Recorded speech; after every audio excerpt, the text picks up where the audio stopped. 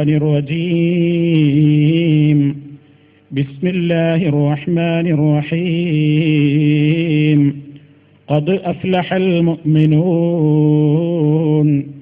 الذين هم في صلاتهم خاشعون. സ്നേഹമുള്ള സഹോദരന്മാരെ, സഹോദരികളെ, വിശ്വാസികളെ, അല്ലാഹു സുബ്ഹാനഹു വ തആല നമ്മുടെ ഒത്തുചേരലും ദീനിയായ കാര്യങ്ങൾക്ക് വേണ്ടിയുള്ള കാത്തിരിപ്പുകളും സാലിഹായ അമലായി നമ്മിൽ നിന്നെല്ലാവരിൽ നിന്നും ഖബൂൽ ചെയ്യുമാറാകട്ടെ. അല്ലാഹുവിൻ്റെ ദീനനുസരിച്ചുകൊണ്ട് ജീവിതം നിലനിർത്തി ആ രൂപത്തിൽ തന്നെ ഈ ലോകത്തോട് വിട പറയുന്ന സൗഭാഗ്യവാന്മാരുടെ കൂട്ടത്തിൽ റബ്ബ് നമ്മെ ഓരോരുത്തരെയും ഉൾപ്പെടുത്തി അനുഗ്രഹിക്കുമാറാകട്ടെ.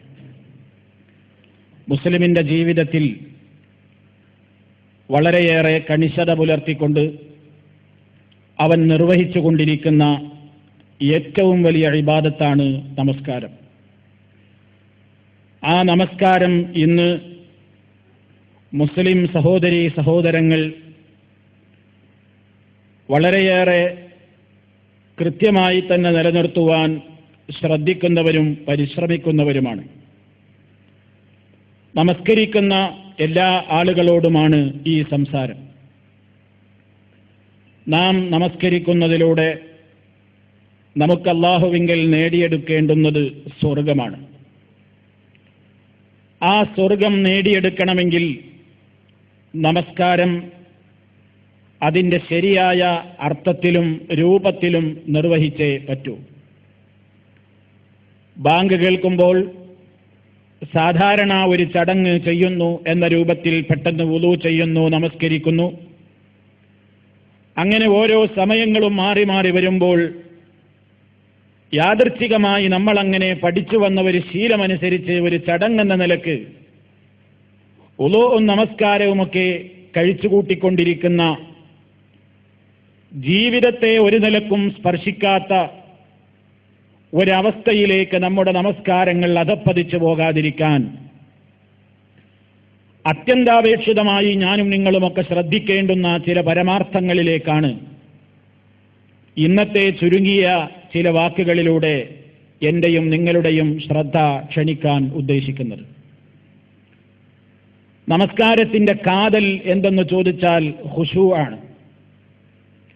ഭയഭക്തിയാണ് നമസ്കാരത്തിൻ്റെ കാതലായി ഉണ്ടാകേണ്ടത്. ഞാൻ നിങ്ങളെ ഓതി കേൾപ്പിച്ച വചനത്തിൻ്റെ പൊരുൾ അതാണ്.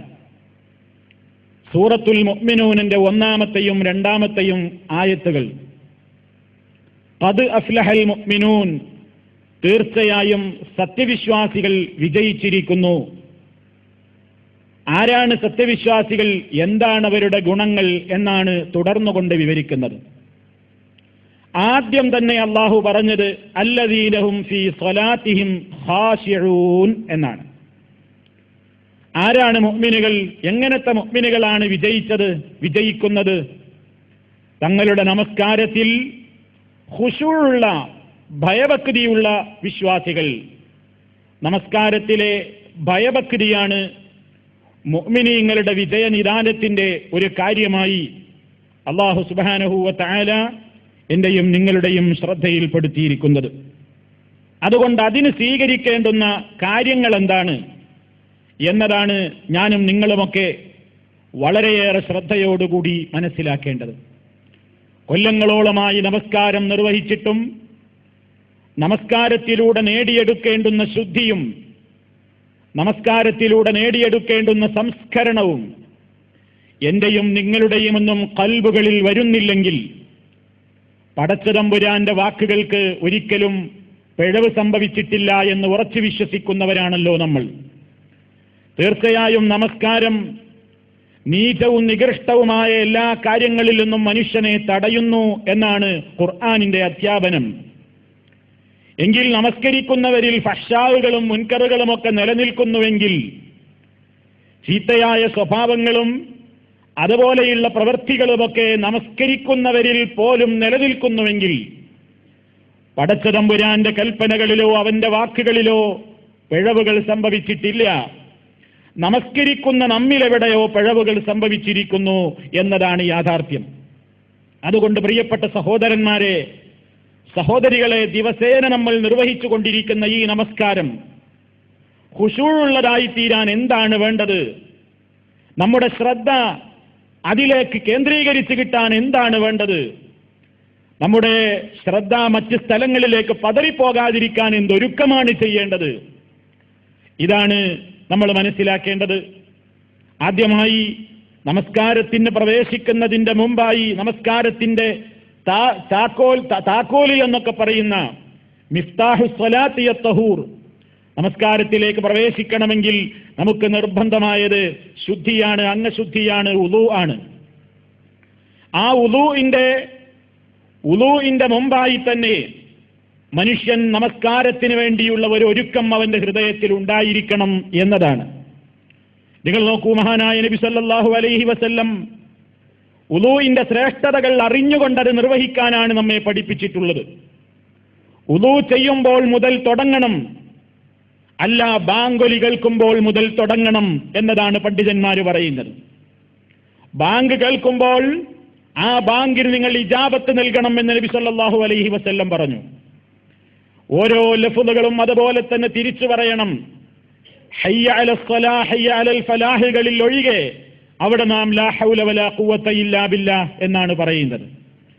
ശേഷം അല്ലാഹുവിന്റെ റസൂലിന്റെ പേരിൽ സ്വലാത്ത് ചൊല്ലി നമ്മോട് പറയാൻ കൽപ്പിക്കപ്പെട്ടിട്ടുള്ള അല്ലാഹുമ്മ റബ്ബ ഹാദിഹി ദഅവത്തി താമ്മ എന്ന് തുടങ്ങിയ പ്രാർത്ഥന ആശയങ്ങൾ ഗ്രഹിച്ചുകൊണ്ടത് പറഞ്ഞ് അല്ലാഹുവിന്റെ റസൂലിന് വേണ്ടി അല്ലാഹുവിന്റെ അടുക്കൽ അത്യുന്നതമായ വസീലത്ത് എന്ന പദവിയെ ചോദിച്ചുകൊണ്ട് അല്ലാഹുവിന്റെ റസൂലിന്റെ ശഫാഅത്തിന് അർഹരാകുന്ന ഭാഗ്യവാന്മാരായി തീരുന്ന നിലക്ക് നമസ്കാരത്തിനുള്ള വിളിയാളമായ ബാങ്കിനെ മുതൽക്ക് നമ്മുടെ മനസ്സിൽ ഒരുക്കിക്കൊണ്ടുവരണം എന്നാണ് ഇസ്ലാം നമുക്ക് പഠിപ്പിച്ചു തരുന്നത്. അങ്ങനെ ആ ഒരു കൃത്യമായ ബോധത്തോടുകൂടി ബാങ്കൊളി കേട്ട് കഴിഞ്ഞാൽ നാം ഉളൂ ചെയ്യുകയായി. ഉളൂ ചെയ്യുമ്പോൾ നമ്മുടെ ഉളൂയിൽ ഒരു ഭക്തി നമുക്ക് വരാനുണ്ട്. ഒരു ചടങ്ങെന്ന നിലക്ക് കേവലം ഒരു കൈകാൽ കഴുകലായി അധപ്പതിക്കരുത് നമ്മുടെ ഉളൂ. നമ്മുടെ ഉളൂഇന് ആവശ്യമായത് ഒന്ന് നിയ്യത്ത് തന്നെയാണ്. നമുക്കറിയാം, നിയ്യത്ത് എന്നത് നാവ് കൊണ്ട് ഉരുവിടേണ്ടുന്ന പദങ്ങളല്ല.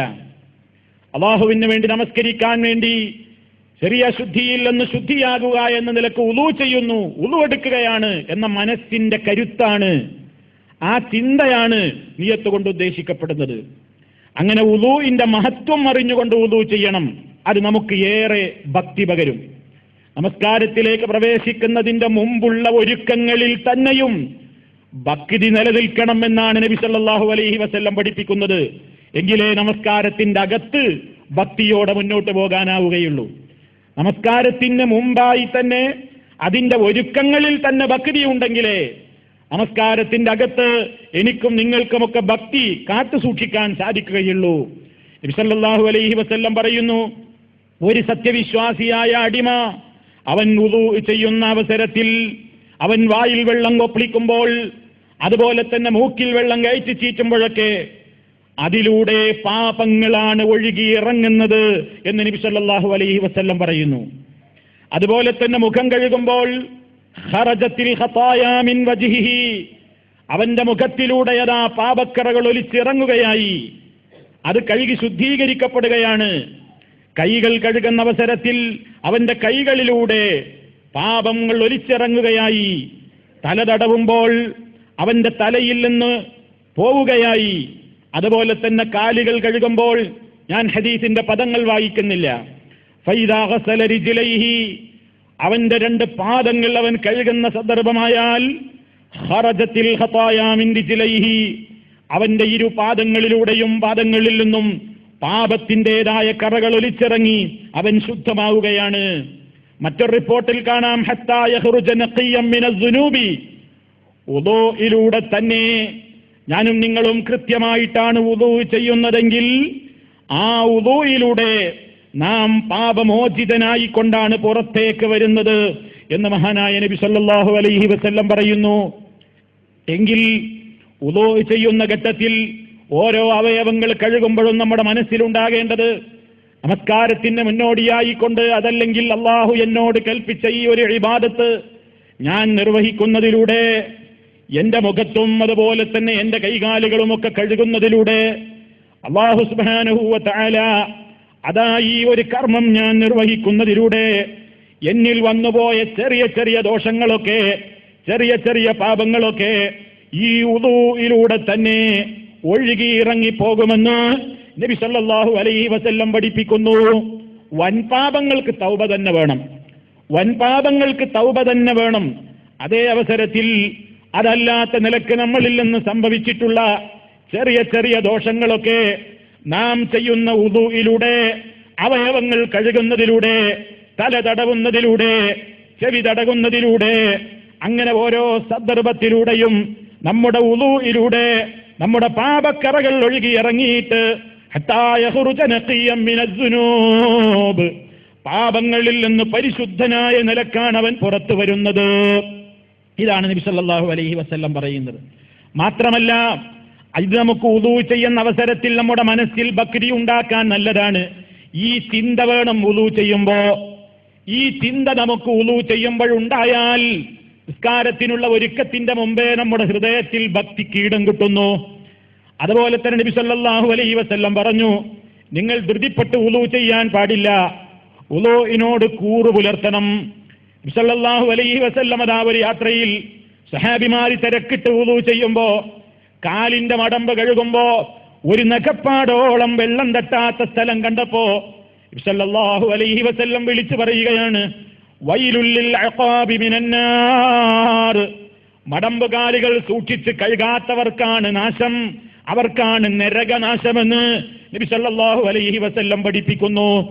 നാം ചിന്തിക്കാറുണ്ട് പലപ്പോഴും, ഒരല്പമൊന്ന് വെള്ളം എവിടെയെങ്കിലും ഒന്ന് തട്ടാതിരുന്നാൽ അത്രക്കൊരു പ്രശ്നമാക്കാനുണ്ടോ?